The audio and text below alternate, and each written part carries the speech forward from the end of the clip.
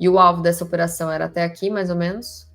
Vocês esperavam só que essa operação evoluiu drasticamente. Olha isso aqui, cara. Olha isso aqui. Que loucura. Que loucura. Olha quanto essa operação tem potencial de pagar. E ele voltou. Ele voltou para nossa região de defesa do médio do player, de entrada de confirmação e, como se não bastasse, ele liquidou esse fundo duplo e fez um spring nele. Então ele fechou abaixo, fechou acima. Se romper aqui na segunda-feira, tem muito potencial para trazer de volta para cá. Né, gente? Que semaninha, hein? Pegou vocês de surpresa ou não? Certamente a sexta-feira foi bem movimentada, como vocês já devem ter visto, né? Vamos falar aqui de mercado um pouquinho. Cara, a nossa semana, sabe o que eu acho engraçado? O Brasil é realmente aquilo, né? Quando a gente acha que ele vai dar certo e tal, agora é o auge, vai para frente, vamos ser uma baita economia, algo dá errado. Mas também, quando a gente tá ali na beira do precipício, nossa senhora, vai afundar, algo acontece. Então a gente nunca vai para cima, nem nunca vai para baixo, a gente fica aqui, ó, morno. É isso que é o nosso país, né? Mas então, essa semana a gente acabou fechando com uma semana bem compradora, né? O dia de ontem foi bem comprador, mas eu ainda não tenho, assim, fortes crenças para acreditar que a gente vai para cá. Não sem romper uma região, a gente ainda tem uma região de venda acima do índice aqui, tá? Inclusive, se a gente for olhar pelo próprio diário, o que seria interessante se eu falasse, cara, eu sou vendedor, eu quero vender, mas eu preciso de combustível, né? O que é o combustível? É a liquidez da posição contrária, ou seja, é o stop de todo mundo que tá comprado. O que eu, de maneira inteligente, gostaria de fazer? Cara, eu vou romper isso aqui. É o mais inteligente possível, porque muita gente, quando romper isso aqui, aí vai ver no noticiário. A bolsa volta e rompe o topo, agora é 150 mil, parará. Aí quando tudo isso começar a acontecer, quando o sentimento ficar bem otimista novamente, depois de romper topos, aí a gente vai falar, cara, agora talvez faz sentido a gente fazer uma venda bem forte, sabe? O que eu sei é, pelo próprio diário, a gente consegue ver aqui que a gente tem esse fundo mais forte que o fundo anterior, o que significa que possivelmente ele vai ser retestado. Mas Ari, esse topo aqui estava mais alto do que esse topo anterior aqui também. Beleza, só que ele já cumpriu o movimento. O recuo que deu no diário já cumpriu o movimento de retestar essa região. Acabou agora. Acabou. Se a gente for direto para as nossas regiões aqui, que eu marquei, vocês vão ver que ele está em cima de uma região amarela que a gente tinha marcado no dia anterior, está tentando romper ela. Tem uma possibilidade, sim, tem sim, dele tentar fazer o fecho fora, fechou dentro aqui. Eu não curto essa possibilidade para estar vendendo, para já ver que ele vai vir testar o fundo da semana, tá? O fundo dessa semana aqui. Eu não curto essa possibilidade aqui. Mas a gente vai ficar de olho com certeza, tá? O melhor dos mundos seria ele romper isso aqui, romper o topo que ele fez ali em agosto, 12 de agosto, e vir parar nessa região. Essa região aqui é a que eu mais gostaria de estar vendida para um possível swing trade, porque a gente tem uma linha de boss aqui no 139,227, é uma região forte, é a última região de venda que eu tenho do Ibovespa. Eu até tenho uma outra aqui, mas eu não considero ela muito forte, justamente porque aqui é mais fácil ele capturar a liquidez externa dessa pernada aqui, tem essa pernada, né? A liquidez externa antes dele cair a partir daqui. Então, por isso que ela não é tão forte para mim. Agora, essa aqui, por ter a linha de Boss em conjunto, eu tenho mais confluências que me permitem pensar numa possível venda. Então, o que seria muito interessante aqui para fazer na própria segunda-feira? Eu não vender aqui, eu ficar quieta na minha. Com certeza, muita gente finalizou o dia vendido aqui. Pode ser que dê um baita trade, mas não é um trade que eu gosto de fazer, porque eu estou literalmente caçando o topo, tá? Então, gostaria que se ele abrir aqui, eu vou ver se eu tiver os meus gatilhos para fazer uma possível compra e um reteste do topo. Poderia sim fazer, eu gosto. Até porque eu quero que ele limpe esse topo aqui. Então, quem sabe eu poderia ir junto com ele. Se por acaso ele cair, não der o gatilho ou der stop aqui, a gente volta direto para essa região. Que não é de toda loucura. Porque, ó, novamente, olha o MACD dos 60 minutos. Fundo forte, sugerindo que todo e qualquer repique que acontecer vai tentar trazer o preço de volta para cá. E aí, o que seria o melhor dos mundos, né? Da gente que sou brasileira, cara. Quero procurar sempre comprar a bolsa brasileira, mas em regiões boas. Melhor dos mundos para mim, ó. Vou desenhar todo o meu possivelmente meu mês de setembro, tá? Gostaria que fizesse esse movimento aqui. Pá, pá, pá, pá, bate aqui, pá, pá, pá, pá, pá. Pronto. Isso aqui é o meu mapa do desejo de setembro. É pedir muito? Não sei. Mas queria muito que ele segurasse aqui para liquidar isso e a gente poder vender no swing e aqui comprar no swing. Caso ele falhe aqui, então ele vai cair, vem para cá e aqui eu vou procurar por uma compra, suspeitando que ele ainda vai liquidar aqui, tá bom? São nossos planos. Então, região de compra que eu tenho para o Ibovespa aqui, 136.480 até 135.795.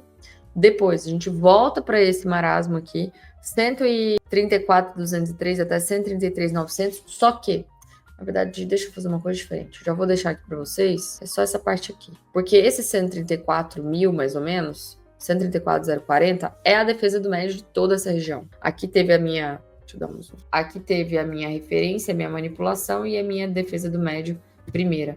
Se ele voltar aqui, ele vai tentar defender novamente para vir para cá, tá? Não é a força que eu gostaria, né, sem ele romper isso aqui, porque seria muito mais forte aqui, porque teoricamente, se esse cara comprou aqui, possivelmente ele realizou boa parte da posição aqui, tá? A não ser que ele seja muito desligado. Então aqui ela vai atuar como uma região de defesa do médio player, mas já não é aquela força que a gente gostaria, tá bom?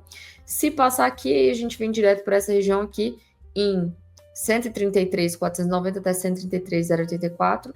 Aqui embaixo nós temos a nossa linha de boss do diário, 131.855, e linha de boss do semanal.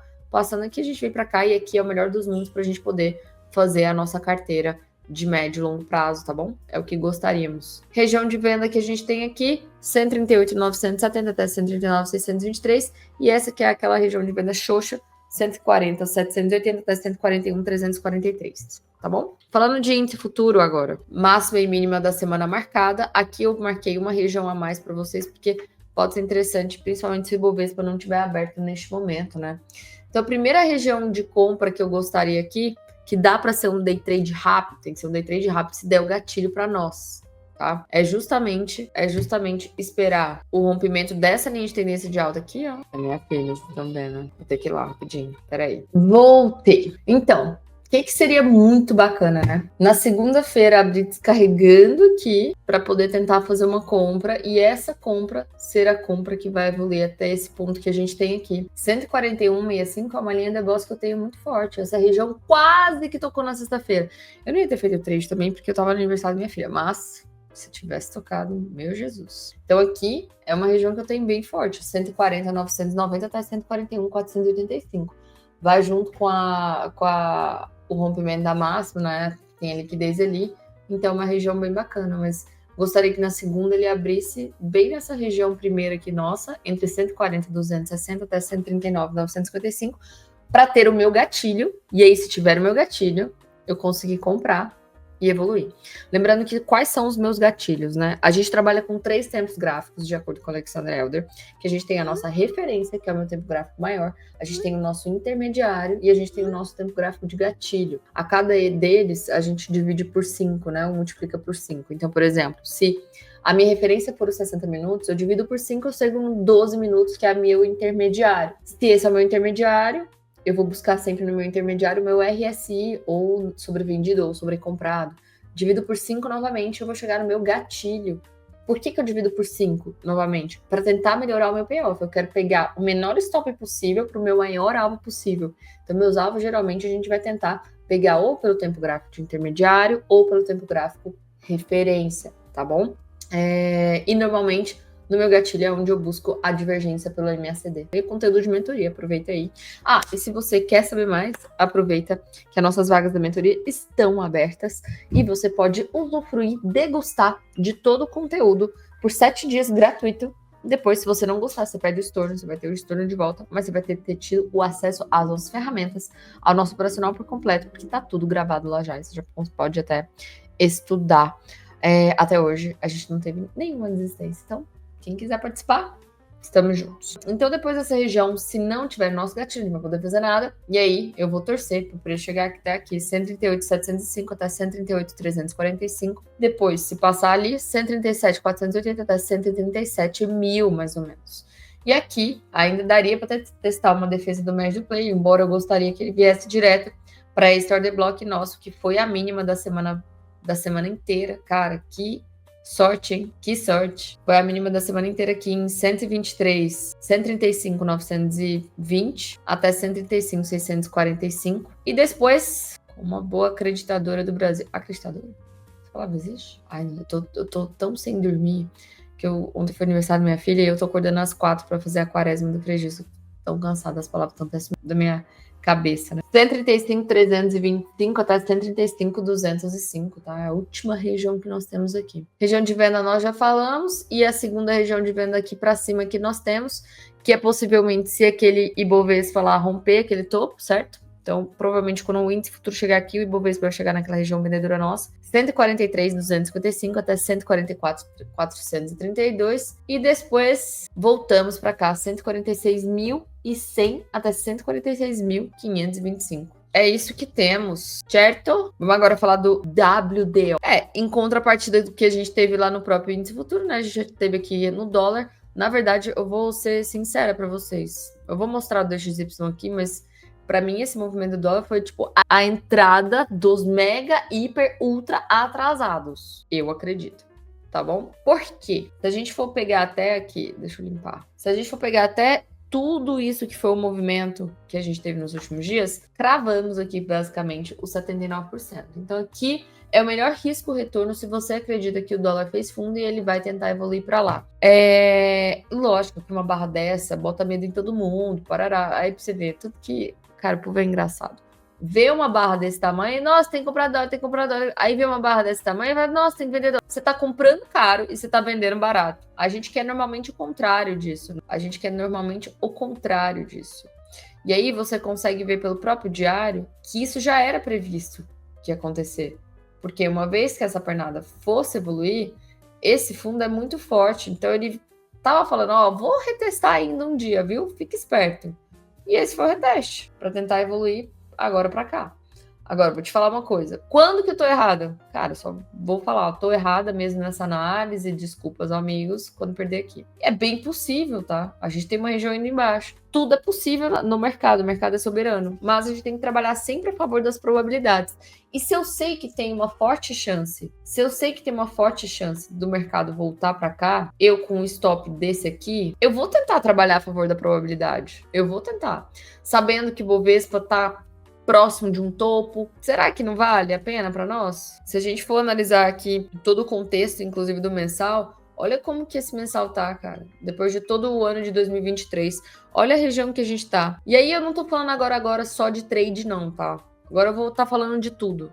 Cara, as pessoas no final do ano de 2023, 2024, tava todo mundo desesperado, falando, puta, temos que dolarizar, o Brasil acabou, tudo acabou e tudo mais.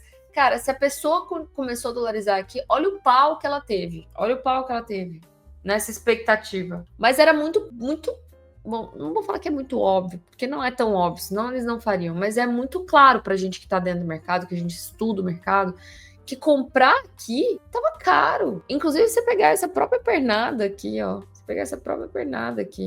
cara, comprando em região dos 50% aqui. Mas olha o tamanho do seu stop aqui. Olha o tamanho do calor, do sufoco que o povo tá passando.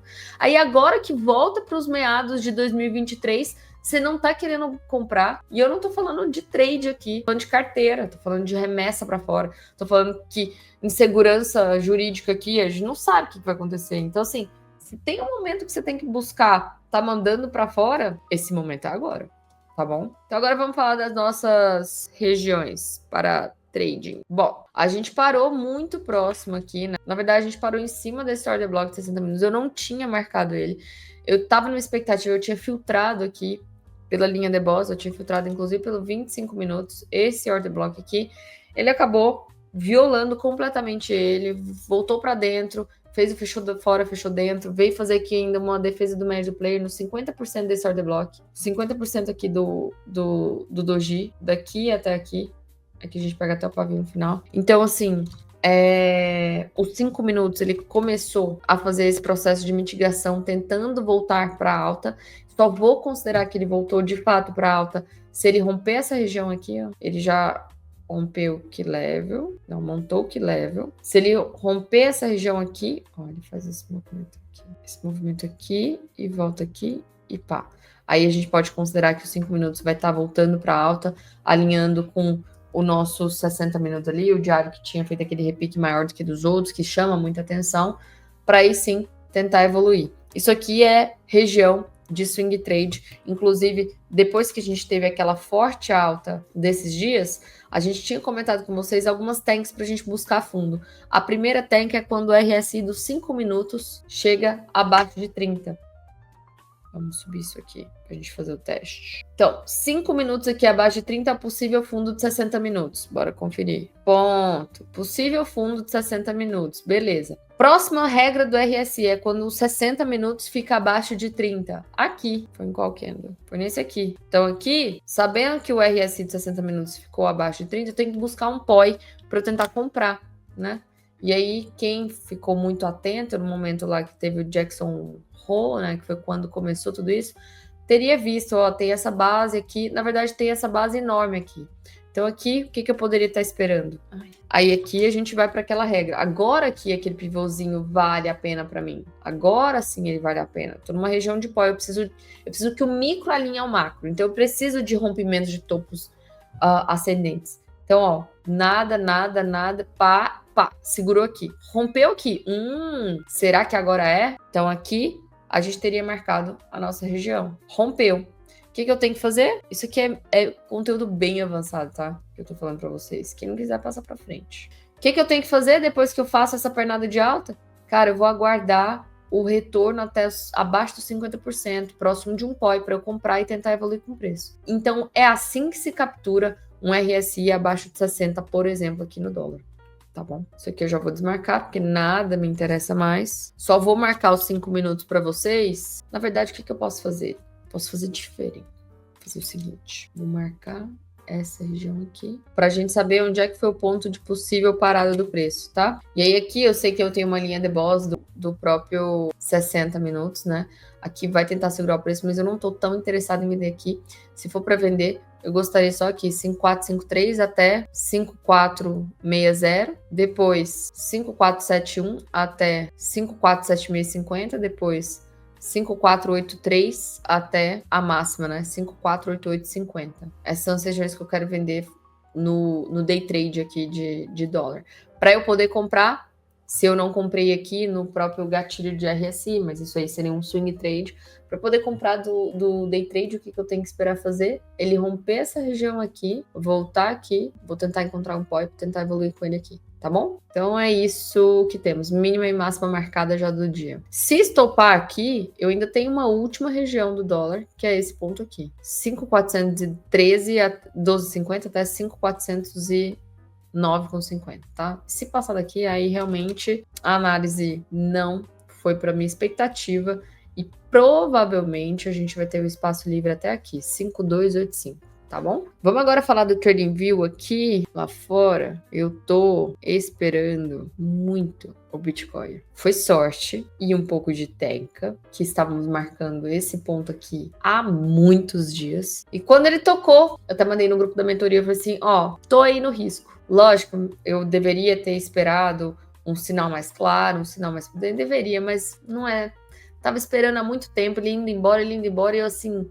encucada, e o que eu faço quando é o risco? Eu diminuo o meu risco, mas eu tô dentro da operação. E acabou que nos fez muito feliz aí em pouco tempo, quando saiu a notícia, eu nem tava me ligando que ia ter esse negócio aí às 11, porque era aniversário da minha filha, né? Como eu falei, eu tava organizando as coisas. E aí eu vi, a gente acabou saindo por volta dessa região.